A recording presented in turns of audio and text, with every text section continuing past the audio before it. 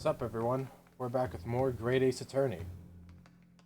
Let's kick things off and see what we got. Apparently we've got him doing this dumb face again. I always lose it whenever he does this face. Bruno, why are you doing that stupid face? It looks even worse than when I cross my eyes. I've just examined the music box very thoroughly, and I'm fairly certain that it's not broken at all. Really? Really. The way it's been made, it can only produce a single note anyway. Thank you, Iris.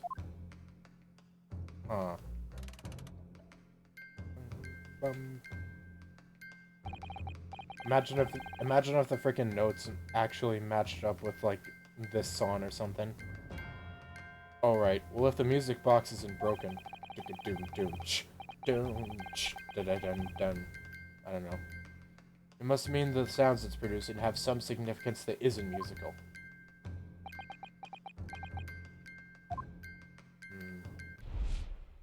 What? Ah! Could it be... Is that what these sounds are? Something's just struck me, Bruno. I feel like recently, in the past few hours even, I've heard another sound very much like the one this music box makes. Yes, it's a familiar sound. From where? Actually, Iris, I was just thinking exactly the same thing. Type of sound in the past few hours. If it's in the past few hours, that would be during this trial, yes? Irregular sounds. I'm trying to think of everyone that's been here, because the sounds would be coming from people, I guess. I mean, we've heard gunshot sounds but that's only because of the brothers imitating the murder. What else is there? Let's see. Nothing involving the inspector. I don't think it's been Prosecutor Von Zykes. Maybe the jurors? Oh! Oh, I think I just got it! It could be. Okay, let me hold that for a minute. I'm going to have to press the defense for an answer. Oh, shit. If your assertion is that the sound produced by this music box is not in fact music at all, then what the devil is it, counsel? All the evidence we've seen so far. All the testimony we've heard. Oh my god. And that would explain why Graydon knows what it is. The second he heard it, he would know. Because he's a communications office. He's from a communications office. Just like juror number 5. It all points to one single answer now. The prosecution demands that my learned Nipponese friend presents proof now. Tangible proof of this latest wild speculation. Okay. Alright then. This could be the best chance I'm going to get to fight back in this trial. And if I'm right, I'm going to join all the dots together. The evidence that explains the true nature of the sound of this music box is... the papers. Take that! Is that it? Today's papers, counsel. The headline is Pawnbroker perishes in Pigper Splendor. Hardly supportive of your cause. No, my lord. I was hoping to look a little further down the page. Further down. Ministry Mole. Classified sectors may have been leaked overseas from Ministry of Justice. Yes, this is a very serious matter being investigated at the highest level, I understand. I have heard that international transmissions along supposedly secure lines are somehow being intercepted and leaked to various other countries. And presumably, those transmissions are in the form of wired telegrams. Of course. Juror number 5, your input, please. Yeah, look at her! Stop. Oh, me, sir? Look, she's doing frickin' Morse code. Oh, it's all connecting. Whatever is the matter? You told the court before that you worked at the same communication station as Mr. Graydon, did you not? Yes, that's correct. And the particular station where you work deals with government communications and newspaper reports. Oh, yes, we're not your run-of-the-mill communication station at all. Our work is extremely important. Then tell me, is this not a very familiar sound? Hmm?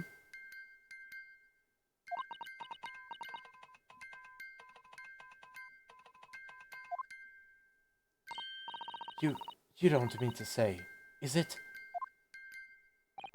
That's right, madam. It bears more than a passing resemblance to the sound made by your telegraph machine as you tap it. I believe it's called Morse code. Ha ha ha!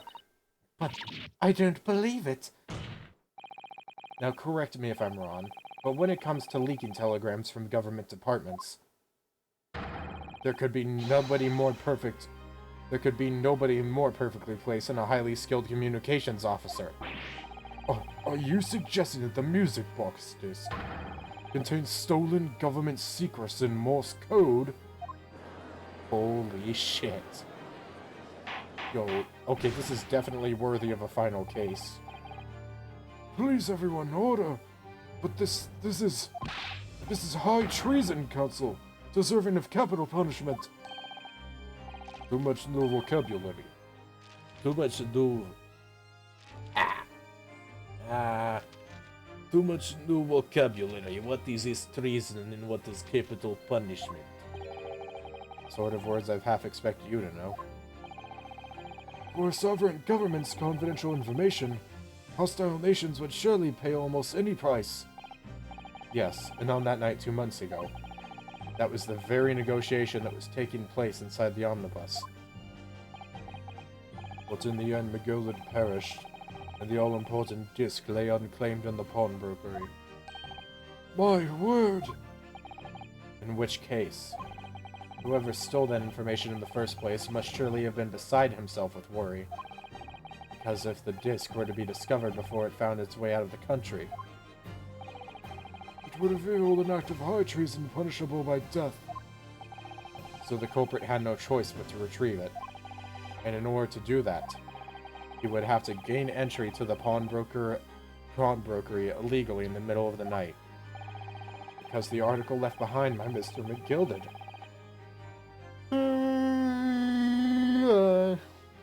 would incriminate him too much if it got into the wrong hands. Man, isn't that right, Mr. Graydon? Oh shit.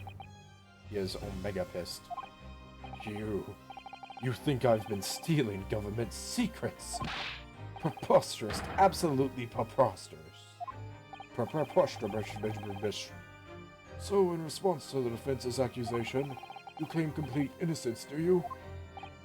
Well, of course I do. I've had to stand here in silence while that pretentious foreign lawyer has been prattling away. Objection!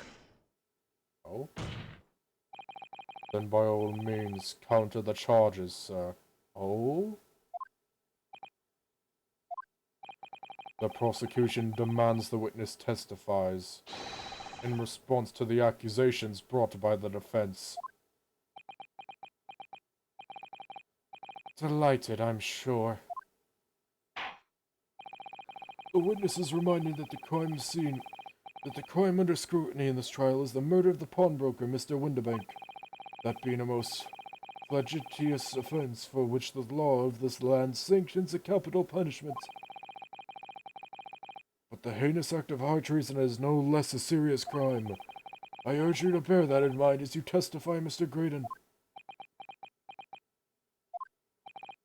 So then, let us proceed. Gregson? Wait, that was you two. I thought that was Gregson's voice, but I guess that was an Ash. You're gonna let us have a rabbit and pork here, Governor? We got things to say. I beg your pardon, who do you think you are? Name's Nash Skulkin. Occupation is professional baddie. Name's Ringo Skulkin, but we ain't baddies enough to sell out of Motherland. That's right. We're what they call the Three Skulvin Brothers.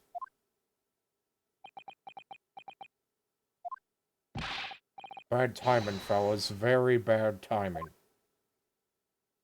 Oh boy. Okay, I guess we got the other two here as well. A mere communications officer couldn't possibly steal the confidential government information. Besides, the sounds produced by that music box aren't even Morse code. It was some low-class brickmaker negotiating with McGilded anyway, was it not? I have no relation to the man. Look, all we done is break it to the gaff the other night like what he told us to do. If we known there was dodgy government secrets involved, we wouldn't have touched it. Oh shit, Mario and Luigi are pissed. Mario and Luigi are not wanting to get the capital punishment. I can't blame them. They probably piece it together. It's like, wait, if he gets the capital punishment and we're accomplices, then oh shit, we gotta get out there. Mr. and Mr. Skulkin. One Mr. will do, Governor. What's up? Do I take it that you now admit to the crime? That on the night in question you did indeed gain entry to the premises illegally? And moreover, you did so as a party of 3 in collaboration with Mr. Graydon here.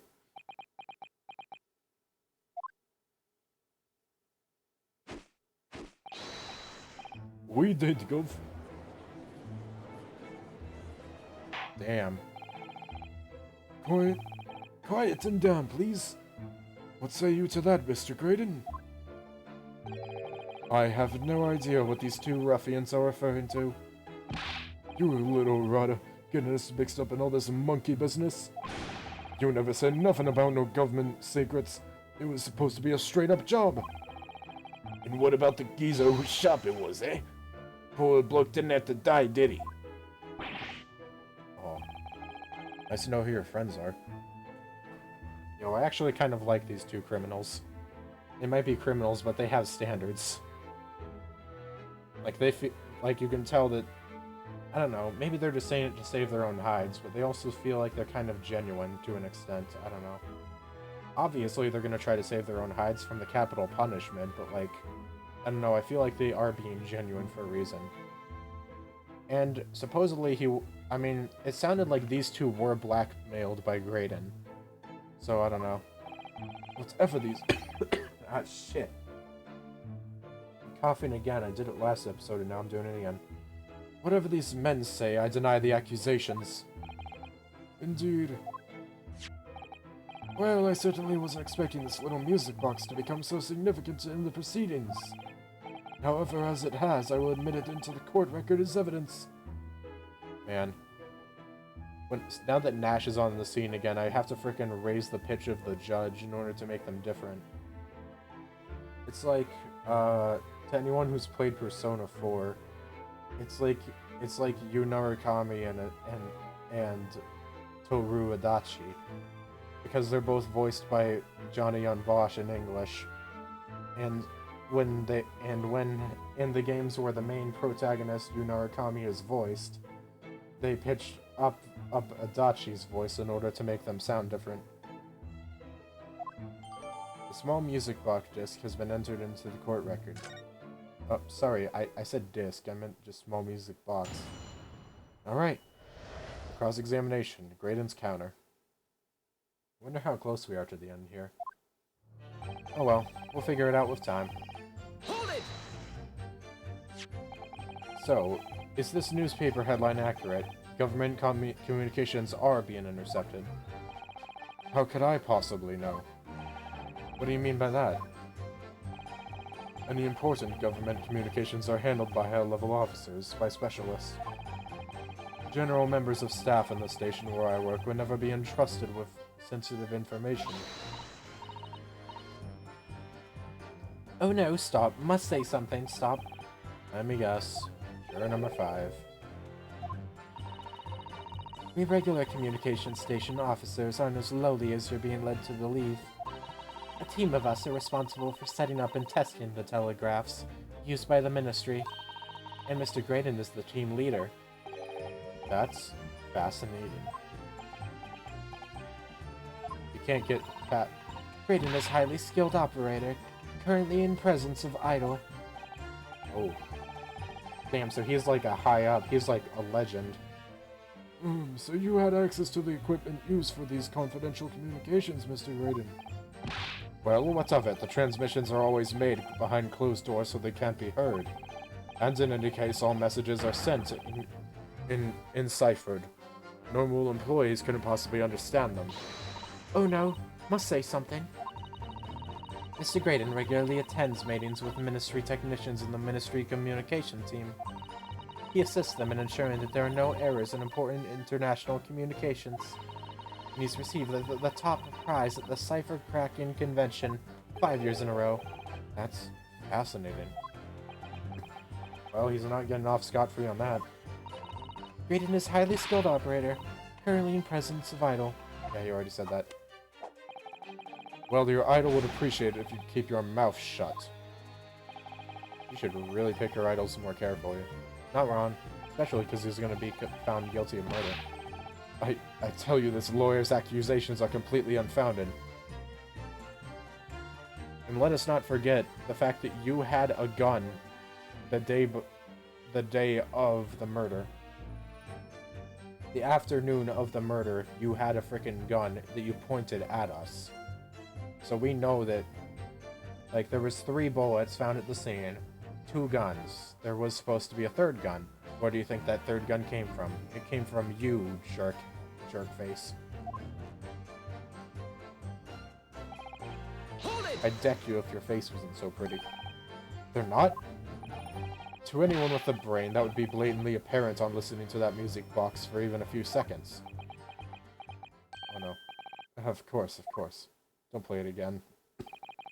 Surely it can't be that my learned friend is unfamiliar with Morse code.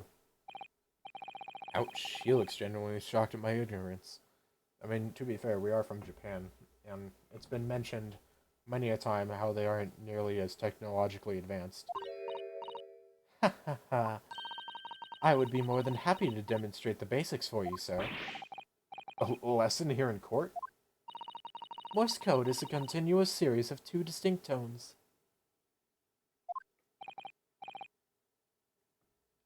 Tones, you say? Yes, a short dot and a long dash. By combining those in different ways, you construct letters. I see. For example, this is A, and this is B.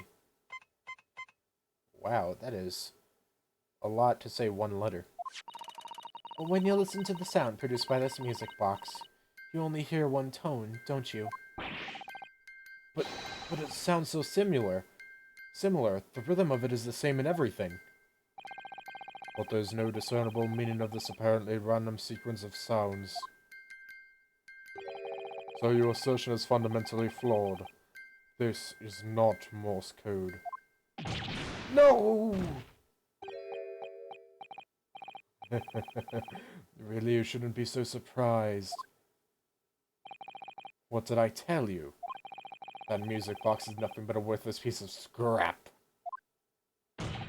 Perhaps you might consider studying your subject matter before casting aspersions on future. Stop. Nothing to see but stop. Oh, I get it. He was... that was a joke about jury number 5. Oh, it's so frustrating, isn't it? Iris? I mean, if the government secrets were somehow being leaked using the music box, so many other things would slot into place so nicely. Could there still be something I haven't considered? Would it really be impossible to use this music box somehow to play back Morse code? Let's try giving it a try. There's still every possibility that this music box was instrumental in the leaking of government secrets. That's the belief of the defense, at least. Objection! You know, there's something that hasn't been brought up. I don't know what bearing it would have, but Sholmes made a copy of this disc And maybe there's something there that would change depending on it. Like, I don't know, maybe it's... that's too minuscule to make a difference, I would think. I was gonna say maybe because there's blood on the disc. Maybe that's somehow messing it up. Or maybe because it has the formic gilded on it. Does it please you in some way, my Nipponese friend, to repeat the same line of argument ad infinitum? It's already been established that to be Morse code, 2 tones are required. Dots and dashes. Yes, I'm well aware of that. Then what? Well, it would appear the defense is a hypothesis to put forward. You had better present your idea at once, Counsel. How do you propose that this music box, which appears to produce only a single tone, could have been used to cipher secret messages into Morse code? Give me a sec here.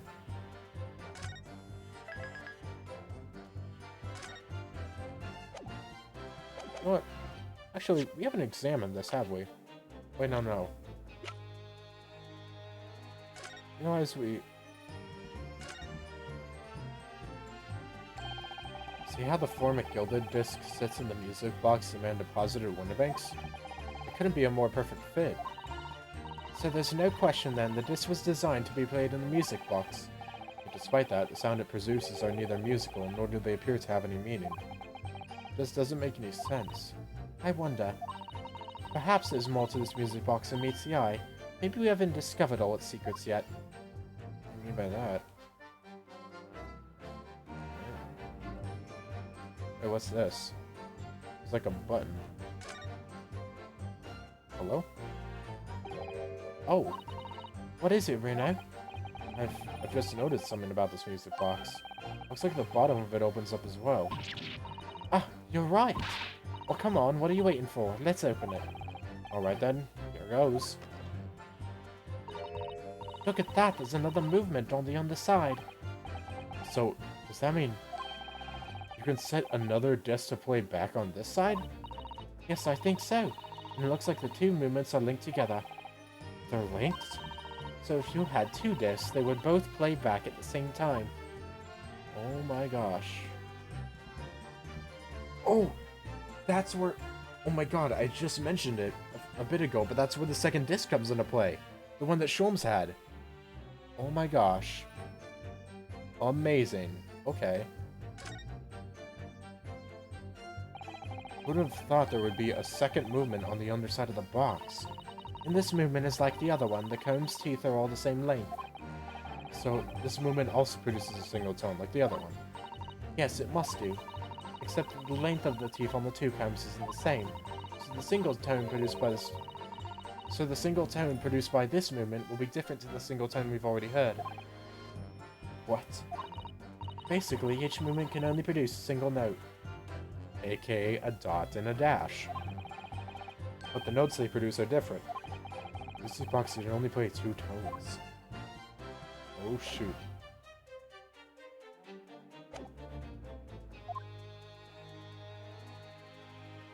Okay. Yeah, we've already seen this. Okay, fast forward through all this, and present. Good gracious, what am I looking at here? I like how I literally examined it one freaking message before the game was gonna force me to. Another movement on the underside of the music box. What? Oh shit. It appears, my lord, that the two movements are linked together. In other words, you can put 2 discs in this music box, and the sounds of both will play back at the same time. Good heavens! As the chord is heard, Morse code comprises of 2 tones, a short dot and a long dash. With the second disc in place, the music box could be used to generate Morse code and convey a message.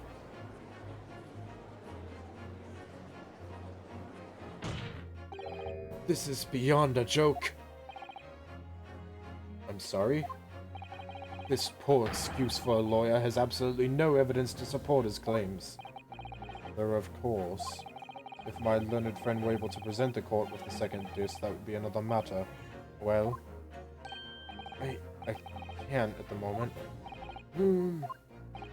And may I remind the court that, as the witness has pointed out, he was not the one in the omnibus with McGilda 2 months ago striking a deal over the discs. Indeed, that was Mr. Mason, the brickmaker.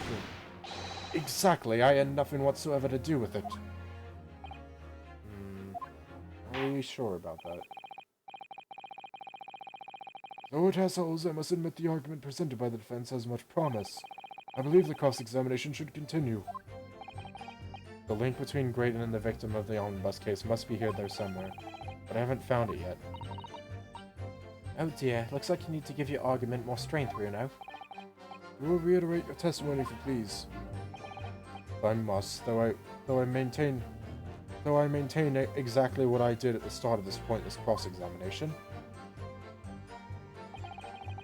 Low-class brickmaker negotiating with McGill anywhere, was it not?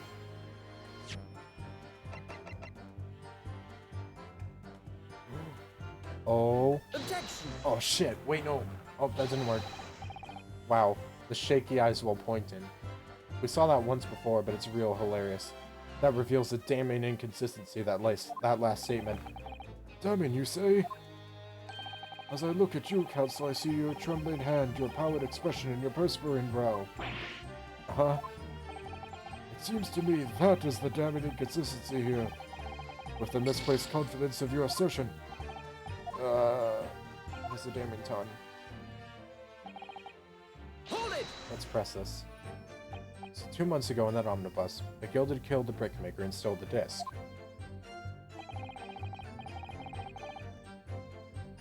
Mr. Mason was a single man with almost nothing to his name. Seems he lived in an artisan quarter some years ago where people there remember little about him.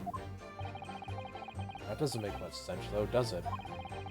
How would a humble brickmaker come to acquire secret government information? How indeed? Smug-ass face. There must have been somebody else involved behind the scenes in all this.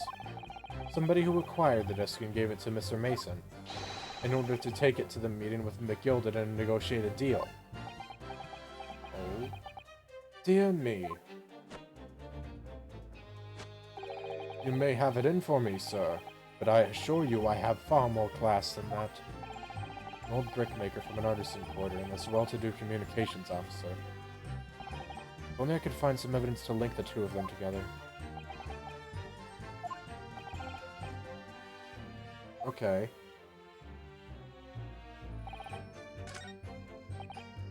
Low-class brickmaker.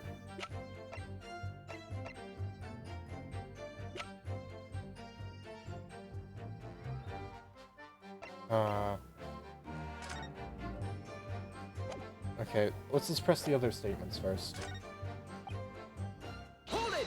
Let's press Nash. Like Mr. Graydon told you to do, you mean? That's it, yeah. Who else, eh? Silly me thought he was just popping over for a netter after all them years. But the Rada had a dodgy job for us. Ash? Nash and Ash. Let me stop you there, Mr. Skulkin. After all them years, you say? Do you mean to tell me that Mr. Graydon is an acquaintance of yours? We're the sociable kind of baddies, you know? Sure, let's say Graydon's an old China. Oh, what's up with you? Oh, that's pretty funny how he's messing with his cheeks like that. Excuse me! What's up? Is something wrong, Mr. Skulkin? Nothing wrong with me, eh? No, the other Mr. Skulkin. What? Who, me? When your brother was testifying just now, he said something that seemed to cause you to react. Oh, I was just remembering the old days, that's all. We used to have a right old laugh together way back when. Together with Mr. Graydon, you mean? Ew, with Ash, I mean. You look at him now in his fancy whistle and flute, and you wouldn't Adam and Eve it. But when he was younger, he was from the poor part of town, just like us. Is that so? But he was always a leery one. He had the brains, he had the savvy. Always coming up with smart ideas like what what would never have gone through our heads. Oh, blimey, ain't that the truth? Remember Milverton and Skulkin's milk run? That was a corker. Save it until after the trial. Your reminiscing has no place in this courtroom. And neither does your fruit. Oh, the geezer answered the question, didn't he? And we was answering it. Did you say geezer to us? Did you just call me, Ryunosuke Naruhodo, a geezer? Yeah, we ain't doing nothing wrong. Nevertheless, the court is not prepared to accompany you on your trip down memory lane. Counsel, can we return our attention back to the testimony, please? I don't know. Could that sentimental story be relevant somehow? Add it to the testimony. My lord? Yes, counsel. Sorry. Yes, counsel. The brother's last sentimental statement could hold vital information relating to this case. Very well, counsel. I will permit the brothers to supplement their testimony with that detail. Briefly, I hasten to add. Say no more. Skulkin's never skulkin'. Milverton and Milverton and Skulkin's milk run.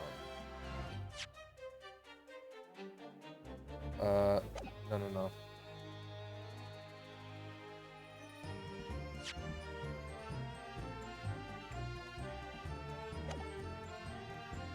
Hold it! Okay, press. I'm sure I'm gonna regret asking, but what exactly was that? Some kind of business? Hold up. Skulkin. Wait, his name's not Milverton. It's Ashley Graydon. Huh? Whack.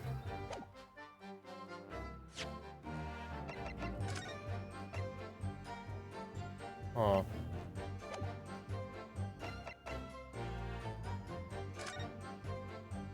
Oh my god. Mason Milverton! Oh shit! What's the... No way. No way. Was Mason his father or something? Okay. Let's save that for a second. Just a little scheme we had going back when we was youngsters. A bit of fun, really. Delivering fresh milk to the locals, that's what it was all about. Sounds alarmingly legitimate. There must be a catch. Suppose since we're here, I should ask them to elaborate, but on what? Not. I'm gonna hear this for the jokes, and I'll go back to it. So, how did your little business work exactly? Well, every morning down our way, the milkman would come with his cart to deliver milk, see? If you stuck your empties outside your front door, you would leave you them full again, right? So we swooped in on the action, got people to sign up with us. We promised to deliver milk for half the price of the other geezers doing it. People couldn't wait to sign on the dotted line. We were raking it in, we were. So, did you live on a dairy farm or something? Gordon, Bennett, are you off your rocker? We had nothing. We were too poor to have a farm. Right. Ah, what we had going on was simple once you had the idea. We just switch them over, see? Our customers' empties with the full ones from anyone who wasn't on our books. I thought, alright. Wow. I think you meant to say a diddle, and that's a crime. It was just an harmless bit of fun, that's all. Milking the general public in such a fashion is most certainly not harmless, as you put it. Well, it was him that came up with the idea. Ash is the evil genius. You mean Mr. Graydon? Yeah, Ash always had his head in a book when he was growing up. Said he was gonna get himself an education and get out of the slum we lived in. Cool, we all raked him about it, didn't we? Told him he was soft in the head, didn't even think it. But look at him now. He's only gotten become a blinking communication officer, ain't he? Communications officer, Mr. Skulkin. Sholmes and Wilson's milk run. No, Iris, don't even think about it. Listen. All of a sudden, we seem to be up to our necks in a serious matter of national security. Although all this talk about interception of secret government messages is still just conjecture at this stage. It would explain a number of things, though, wouldn't it? The negotiation Guinea overheard on the omnibus 2 months ago, and the break-in at Winterbanks. But the trouble is, it wasn't Mr. Graydon in the omnibus with Mr. McGilded. No, that was Mr. Mason, the brickmaker who was so horribly murdered. Apparently there was some link between the two men somehow. I know, but Mr. Graydon's testimony seems to be as watertight as ever. I wonder if the key to us making headway with the cross-examining here could be those two brothers. That it shall be.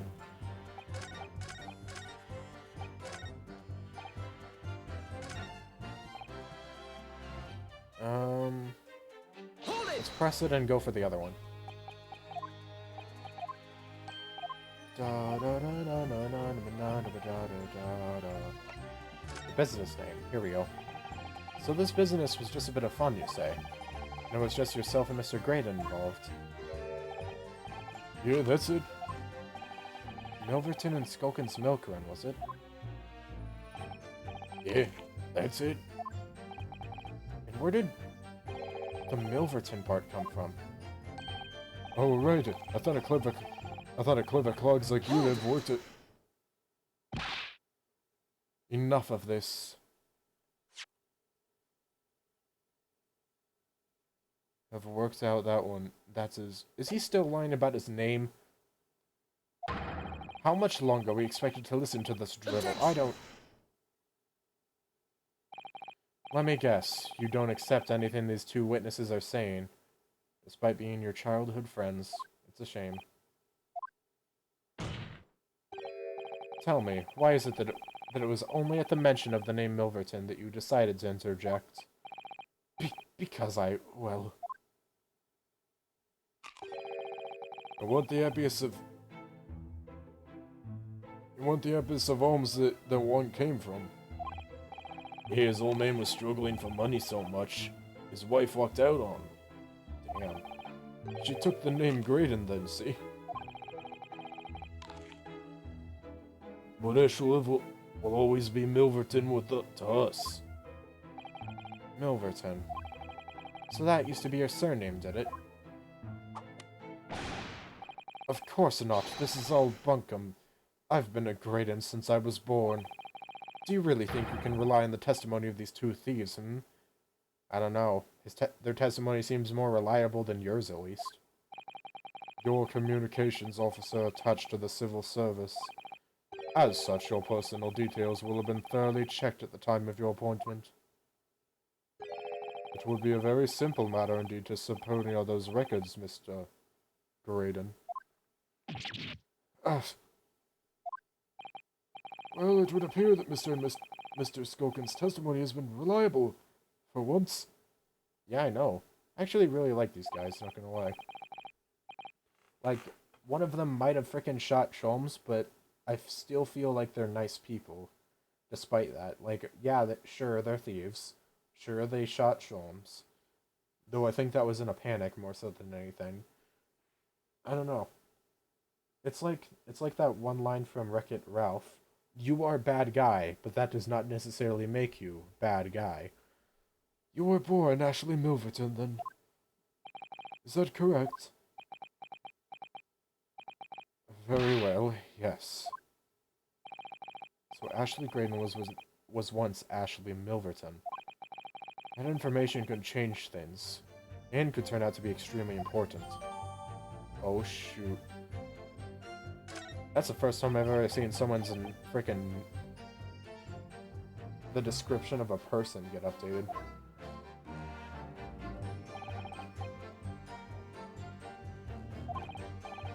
Okay.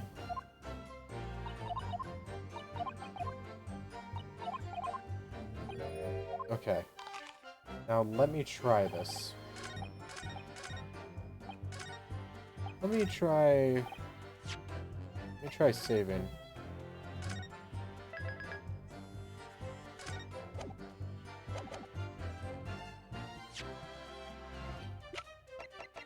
I believe. Objection! Oh, god damn it, doesn't work.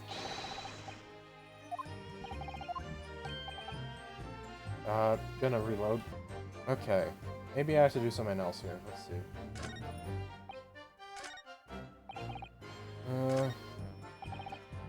Low-class brickmaker. I have no relation to the man. Oh, this is where I presented, right? Objection! Here we go. That's what we wanted. Mr. Ashley Milverton. Tell me, why did you try to hide your former name from the court? Because I haven't gone by that name for years. It means nothing to me. No, I don't think that's the real explanation at all. The truth is, you had a reason to hide that name. Explain yourself, please, counsel. I have here the notes from the omnibus case, my lord. And as we all know, the victim, the man we now know understood to have been negotiating with McGilded. Yes, Mr. Mason, the brickmaker. That's right. Only Mason wasn't his surname at all. It was his given name. His full name was Mason Milverton. Milverton? Do you mean to say, saints alive? Mr. Ashley Milverton. Is it not the case that the brickmaker, Mr. Mason Milverton, was your father? I don't... As I believe I mentioned earlier, I know your deeds. Your family history will have been thoroughly checked when you join the civil service, and it really would take no time at all for the court to subpoena those records. The truth is, you have been illegally acquiring highly confidential government information and selling it on to McGilded in collaboration with your father. Oh! You did the full spin on that one.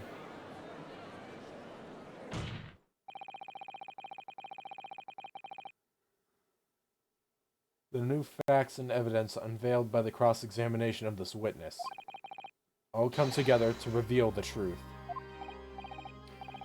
The truth, you say? That you collaborated with your father, Mr. Mason Milverton, in illegal dealings with Magnus McGilded. By dint of this music box, you mean, counsel? Yes. Stealing information being sent in secret government communications and selling it on to McGilded. Mr. Grayton concocted this elaborate scheme of using two music box discs to encode the information, as presumably a safety measure against the information falling into the wrong hands. And a very effective one. I shouldn't have given the scheme any credence whatsoever. But the deal with McGilded went sour, and the brickmaker met his end. Yes, but before he was arrested, McGilded managed to temporarily dispose of the stolen disc at the pawnbroker. Then, having learned of the situation, you appeared at Windibanks 2 days ago, in an attempt to recover the two articles McGilded had placed in pawn there. But that attempt failed. One of the discs was seized by the police, and the other you never found. So that same night, you enlisted the help of the Skulkin brothers and broke into the pawnbrokery. This time, determined to recover the second disc. Or are you suggesting the second disc was inside the music box? Eh? We never knew nothing about that. On the night that Mr. Windibank was killed, he probably took the disc for himself, and then that's why it was moved. It was moved because the frickin' disc was taken out of it.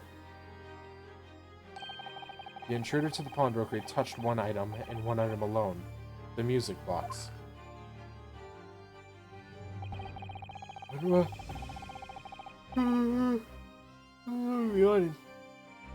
It's rather ingeniously demonstrated using the two prints from the security camera, indeed. So, the question that naturally begs answering is this. Why was only that one article disturbed?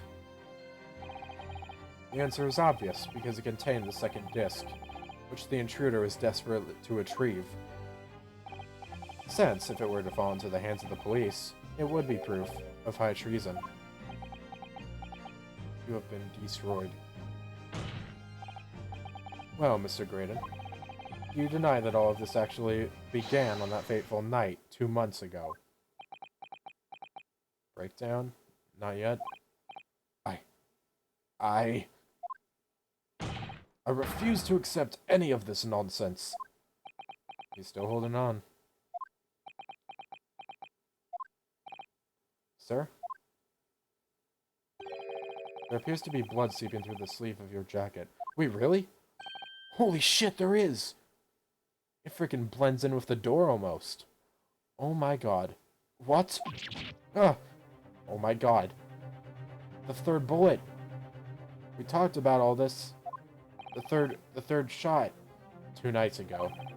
We know that 3 shots were fired at the scene of the crime in Windibank's pawnbrokery. It's funny.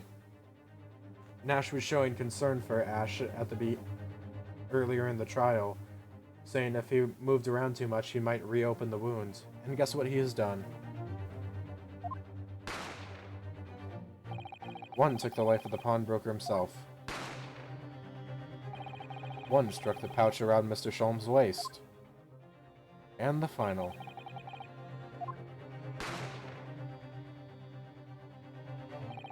Struck the calendar in the wall of the shop, having first pierced the arm of one of the intruders.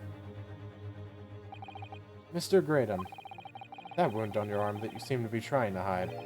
It's a bullet wound, isn't it? He's got you now, me old China. Tell him to call it quits and croak, I reckon. Shit. Man. I really do like those 2 brothers. I don't know why.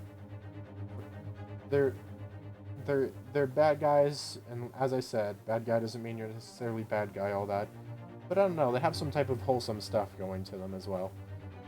Don't acknowledge my presence there under any circumstances whatsoever. Those were my terms, remember? And I paid you handsomely to comply. Clearly I was a fool to think I can trust some common back slum thieves. Fine, I admit it. I was there in Windibanks that night. I paid this pair 10 guineas to accompany me, and as you notice, I sustained an injury in the course of my adventures. Oh shit. But that is all. I admit to nothing more.